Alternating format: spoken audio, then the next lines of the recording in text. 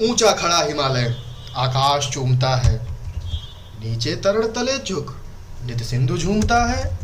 गंगा यमुना त्रिवेणी नदियां लहर रही है, जगमग झटा निराली पग पग लहर रही है, पग पग छहर रही है।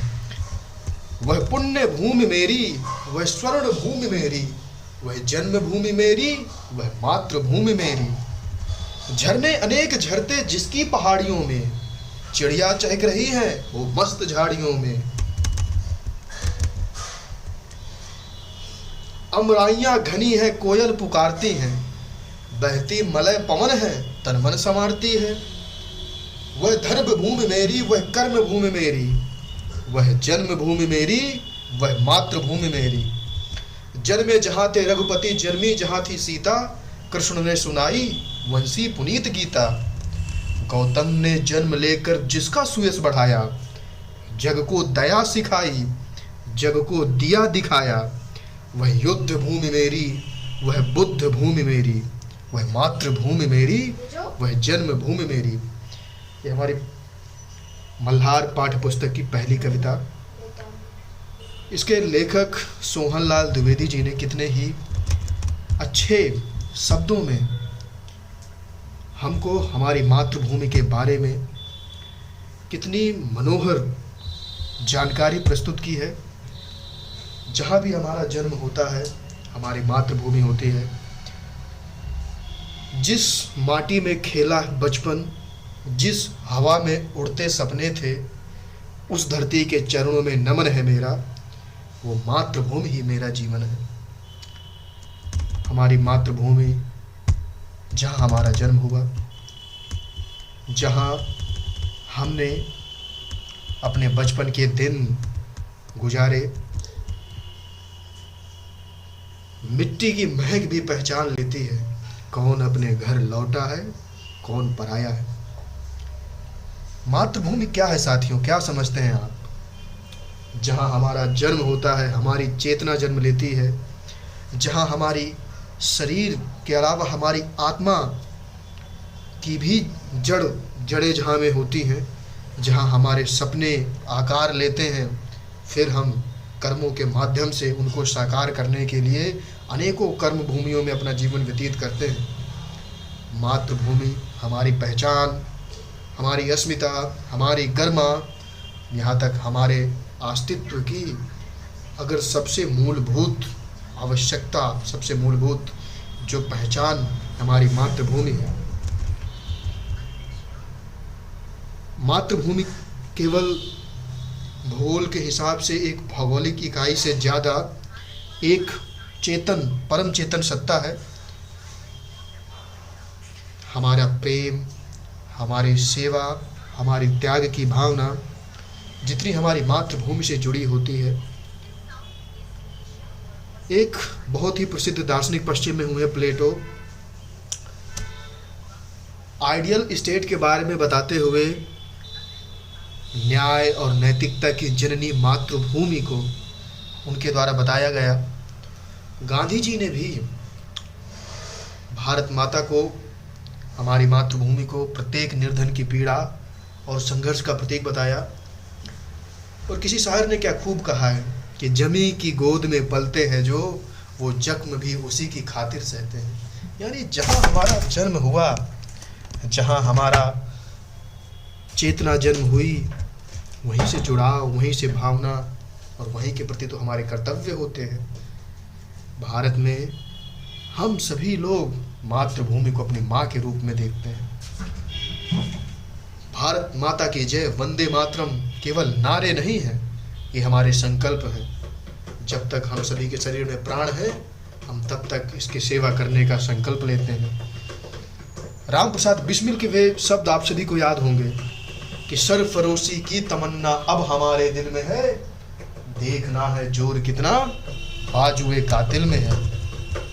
हमारे भारत का इतिहास अनेकों त्याग, अनेकों बलिदान, इनकी कथाओं से भरा पड़ा है। झांसी की रानी लक्ष्मीबाई, हमारे आदर्श भगत सिंह, चंद्रशेखर आजाद, सुभाष चंद्र बोस, इन सभी के लिए किन्हीं अन्य सपनों से ज़्यादा अपनी भारत माँ की अस्मिता, उसकी गरिमा, वो ज़्यादा महत्वपूर्ण थी, सबसे सर्वोपरि था। और जो शहीद हुए हैं उनकी कुर्बानी को याद करते हुए हमें अपनी मातृभूमि के लिए जहाँ तन मन धन जिस तरह से हो सके हमें समर्पित होना चाहिए। हमारे महान लोगों ने, महान आत्माओं ने हमें हमेशा यही सिखाया है कि मातृभूमि की रक्षा केवल युद्ध क्षेत्र में ही नहीं, उसके साथ जहाँ भी हम हैं, खेत में किसान के रूप में, कक्षा में अध्ययन करते हुए विद्यार्थी के रूप में, परीक्षा देते हुए परीक्षार्थी के रूप में, कॉपी चेक करते हुए इन्विजिलेटर के रूप में, और एक नागरिक होते हुए देश का संविधान पालन करने के रूप में हम अपने मातृभूमि की सेवा ही कर रहे होते हैं। आज के समय में जब आधुनिकता पैरों से सर की ओर चढ़ चुकी है लोगों में, तो मातृभूमि की सेवा केवल हमारी सीमाओं की रक्षा तक ही सीमित नहीं है। शिक्षा के प्रसार ने निश्चित ही चीज़ें आसान कर दी हैं। वैज्ञानिक अनुसंधानों ने internet, fighter planes, nuclear bombs, quantum mechanics, artificial intelligence, machine learning अनेकों संभावनाएं पैदा की हैं। साथ ही इसका दूसरा पहलू लोगों में व्याप्त गरीबी, अधिकारियों में, ब्यूरोक्रेसी में व्याप्त भ्रष्टाचार, लोगों के बीच असमानता और हमारी दूषित हो रही धरती माता, ये हम सभी के आंतरिक दुश्मन की तरह हैं। हम सभी को, जैसा इस कविता में सोहनलाल द्विवेदी जी ने कविता की पंक्तियों के बारे में, तो हम जितना चाहें उतना बात कर सकते हैं, लेकिन इसकी जो मूल आत्मा है कि कुछ तो कर सके इस जमी के लिए, वरना सिर्फ चंदा देने से देश नहीं बनते। कुछ लोग पार्टी सेवा, दल चाटुकारिता को ही देशभक्ति मान लेते हैं। मैं उनसे भी कहना चाहूँगा कि एक जिम्मेदार नागरिक बनकर, अपने मताधिकार का प्रयोग कर कर, कानून का पालन कर कर इस देश की सेवा की जा सकती है। और सभी मैं युवाओं साथियों से कहना चाहूँगा कि युवा पीढ़ी तो मातृभूमि की धड़कन होती है। जिस जोर जवानी चलती है उस जोर जमाना चढ़ता है। साहस का परिचय देते हुए अपने सामने हो रहे अत्याचार, व्याप्त बुराइयों और अपनी ऊर्जा, अपने विचार, अपने श्रम से इस देश की प्रगति के पथ पर उसकी स्पीड को दोगुना चौगुना करने का हम सभी का संकल्प हमारे देश को बहुत ही तरक्की दिला सकता है। वर्तमान समय में स्टार्टअप, हमारे साइंटिस्ट, चंद्रयान, मंगलयान, गगनयान, हमारी सेना, ऑपरेशन सिंदूर, पहलगाम जैसा आतंकी हमला, उसके जवाब में हमारी राजनीति, हमारे समाज सेवा में, हर क्षेत्र में हमारे युवा साथी मातृभूमि को गौरव दिला रहे हैं। किसी शायर ने कहा है कि न पूछो जमाने से क्या हमारी कहानी है, हमारी पहचान तो बस ये है कि हम हिंदुस्तानी हैं। हमारी पहचान तो बस ये है कि हम हिंदुस्तानी हैं। मातृभूमि के लिए प्रेम किसी भावना से कहीं बढ़कर है। मैं तो इसको एक साधना की तरह मानता हूँ, तपस्या है। हमारा कर्तव्य है कि हम ना केवल इस देश से प्रेम करें, बल्कि उस प्रेम को कर्तव्य में बदलें। हे मेरे वतन के साथियों, हे मेरे वतन के लोगों, मैं उन पंक्तियों को दोहराना चाहूँगा कि जरा आँख में भर लो पानी, जो शहीद हुए हैं उनकी जरा याद करो कुर्बानी। जिस माटी में खेला बचपन, जिस हवा में उड़ते सपने थे, उस धरती के चरणों में नमन है मेरा, वो मातृभूमि ही मेरा जीवन है। आपकी मल्हार पाठ्यपुस्तक की जो पहली कविता है, सोहनलाल द्विवेदी जी जिसके लेखक हैं, कितने सुंदर अक्षरों में, सुंदर पंक्तियों में मातृभूमि की कथा बताई है कि ऊंचा खड़ा हिमालय आकाश चूमता है। भारत का मानचित्र आप देखेंगे, हमारे उत्तर में हिमालय पर्वत श्रृंखलाएं हैं। उस पर्वत श्रृंखलाओं के भूगोल में जाएं, सबसे ऊपर अपर हिमालय, फिर मिडिल हिमालय, फिर शिवालिक की पहाड़ियाँ आती हैं। आप सभी को ज्ञात होगा, अगर आप अध्ययन करते हैं, हिमालय कैसे आकाश चूमता है। उसकी ऊंचाई, अनेक पहाड़ियाँ विश्व की सर्वश्रेष्ठतम शिखर में आती हैं, और नीचे चरण तले झुक नित सिंधु झूमता है।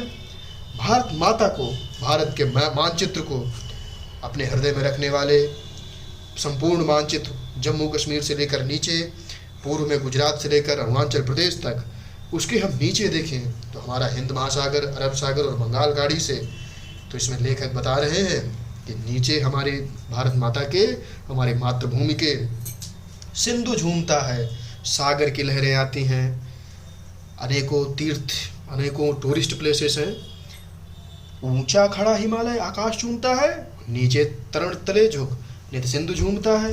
अगली पंक्तियां हैं कि गंगा यमुना त्रिवेणी नदियां लहर रही हैं। दोस्तों, हमारे उत्तर प्रदेश का शहर है प्रयागराज। करोड़ों की संख्या में आपने देखा होगा तीर्थयात्री अनेक देशों से, लगभग 150-200 देशों से आते हैं, और वहाँ पर जो संगम है, गंगा यमुना त्रिवेणी का जो संगम है, जगमग घटा निराली पग पग झहर रही है। वहाँ इतनी चहल पहल होती है कि नया टेम्परेरी डिस्ट्रिक्ट बनाना पड़ गया था अभी प्रशासन को, कुंभ नगर के नाम से, शायद आपको पता होगा। और भारत माता के बारे में अगली पंक्तियां हैं कि वह पुण्य भूमि मेरी, वह स्वर्ण भूमि मेरी।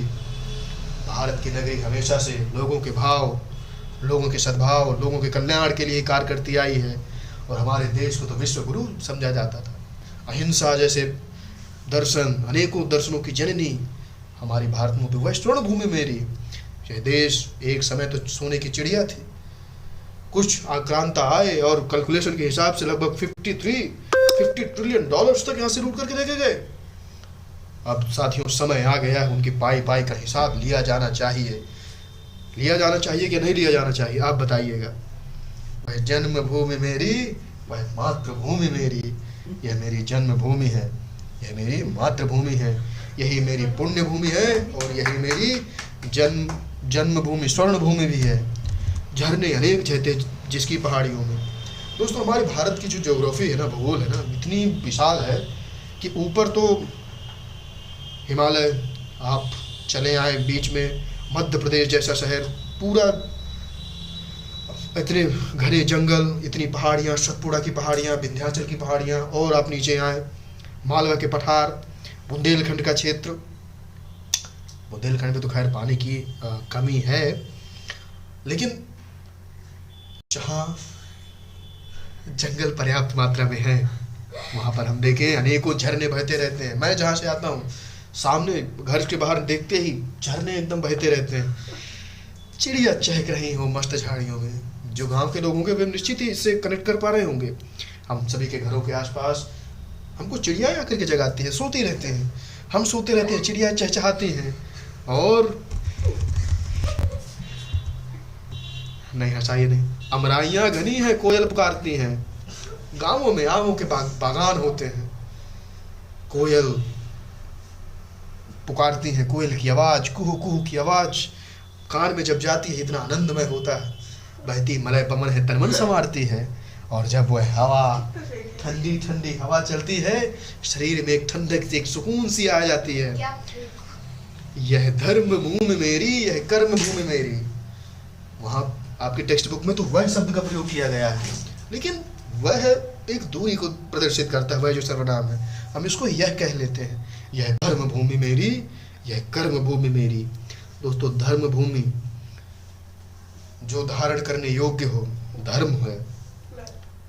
हमारे देश में अनेकों संप्रदाय के लोग रहते हैं, लेकिन अहिंसा धर्म, मानव धर्म और कुछ कर्म करने की भूमि, जहाँ हमारा जन्म हुआ, जहाँ हम सभी को कार्य करना है, वह हमारी मातृभूमि है।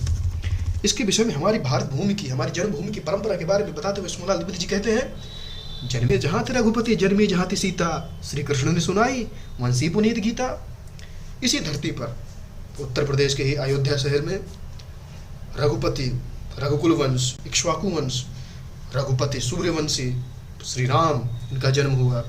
और इसी राज्य में, इसी भूमि में ही तो सीता जैसी महान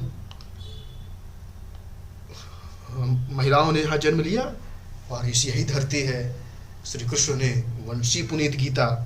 कुरुक्षेत्र में जब पांडवों कौरवों का युद्ध हो रहा था और अर्जुन शिथिल पड़ गया था, आप ही के जैसे कई साथी होंगे शुरुआत तो कर देते हैं अध्ययन की, लेकिन बीच में छोड़ देते हैं। उसी समय आपको देखना चाहिए, जैसे अर्जुन के लिए उसे युद्ध करना कष्टमय हो रहा था, वह छोड़ रहा था, युद्ध से भाग रहा था, और तब श्री कृष्ण के मुखारविंद से गीता जैसे शब्द निकले, जो कि आज तक पूरे विश्व में कितने स्नेह से, कितनी दृष्टि से उनके शब्दों को हर क्षेत्र के लोगों के द्वारा अपने प्रगति के लिए उपयोग किया जाता है। इसलिए आगे कुछ पंक्तियों में बताते हैं, गौतम ने जन्म लेकर जिसका सुयश आया, दया दिखाई, जग को दिया दिखाया। गौतम बुद्ध विश्व के रहता, दूध भी कोई छोटा सा टापू भी होगा, वहां भी आपको गौतम बुद्ध को मानने वाले, गौतम बुद्ध वाले और बुद्ध के देशों में जिन्होंने पूरे विश्व को अहिंसा पाठ पढ़ाया, पूरे भारत